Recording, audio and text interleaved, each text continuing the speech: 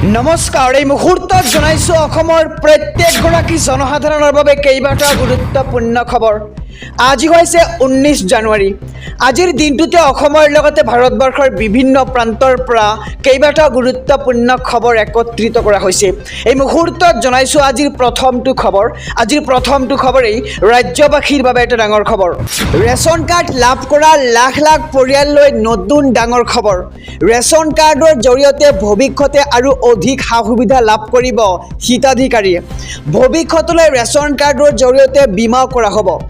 Ration card লাভ কৰা প্ৰতিটো পৰিয়ালৰ মুৰব্বীৰ জীৱন বীমা কৰোৱা হ'ব। এই মুহূৰ্তৰ খবৰ জনাইছো ৰেচন কাৰ্ডৰ হিতাধিকাৰীলৈ দৰিদ্ৰ পৰিয়ালৰ সুবিধাৰ্থে কৰা হ'ব এই বীমা আৰু প্ৰধানমন্ত্ৰী জীৱন জ্যোতি বীমা আঁচনিৰ জৰিয়তে কৰা হ'ব এই বীমা। চৰকাৰী বেচৰকাৰী সকলো হাস্পাতালতে লাভ কৰিব এই বিনামূলীয়া চিকিৎসা সেৱা। আৰু নলবাৰীত আজি বিতৰণ কৰা হ'ল 9186খন নতুন ৰেচন কাৰ্ড। জয়ন্ত মল্ল বৰুৱাই বিতৰণ কৰে এই কাৰ্ডসমূহ। এই ৰেচন কাৰ্ডৰ জৰিয়তে প্ৰতিগৰাকী ব্যক্তিয়ে লাভ কৰিব 5 কেজিকৈ চাউল আৰু অন্তদয়া আঁচনিৰ অন্তৰ্ভুক্তসকলে লাভ কৰিব 5 কেজিকৈ চাউল।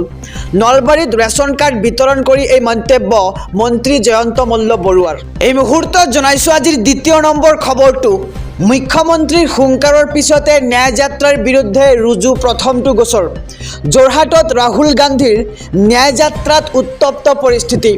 অসমত ন্যায়যাত্ৰাৰ প্ৰথমটো দিনতে বিপদত কংগ্ৰেছ নেতৃত্ব। আইন উলংঘা কৰাৰ অভিযোগত ৰুজু হ'ল গোচৰ। কংগ্ৰেছ নেতা KB বাইজুৰ বিৰুদ্ধে গোচৰ ৰুজু। পথ নিৰ্দেশনাত ভুলৰ বাবে হাহাকাৰ পৰিস্থিতি যোৰহাটৰ ৰাজপথত। কংগ্ৰেছৰ দলীয় কাৰ্যকৰ্তা সাধাৰণ জনতাৰ মাজত ঠেলা হেঁচা। পথপিষ্ট হৈ আহত কেইবাজনো সাধাৰণ লোক আৰু হঠাৎ তীব্ৰ যান জঁটৰ সৃষ্টি হ'ল যোৰহাটৰ ৰাজপথত।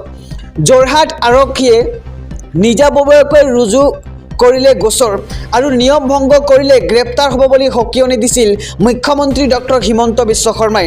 আৰু আইন উলংঘা কৰাৰ অভিযোগত গ্ৰেপ্তাৰ হ'ব বুলি সকীয়নি মুখ্যমন্ত্ৰী ডক্টৰ হিমন্ত বিশ্ব শৰ্মাৰ।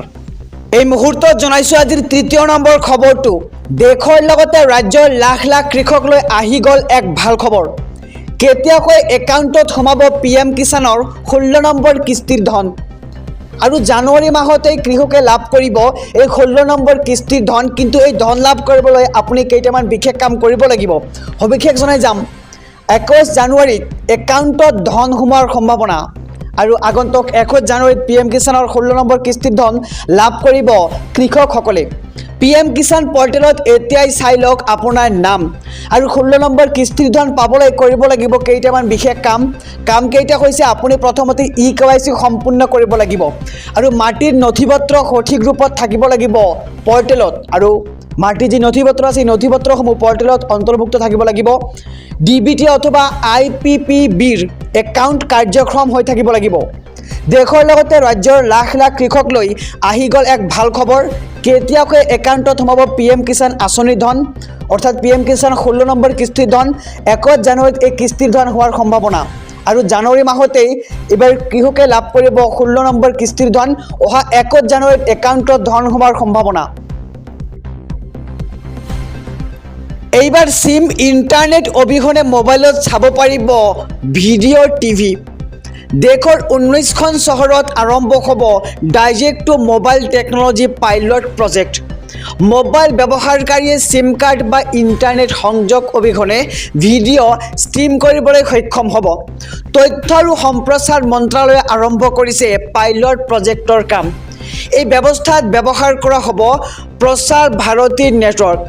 ডাইৰেক্ট টু মোবাইল টেকনলজিৰ বিৰোধিতা টেলিকম কোম্পানীসমূহৰ। এই প্ৰজেক্টে টেলিকম কোম্পানীবোৰত ক্ষতি কৰাৰ আশংকা।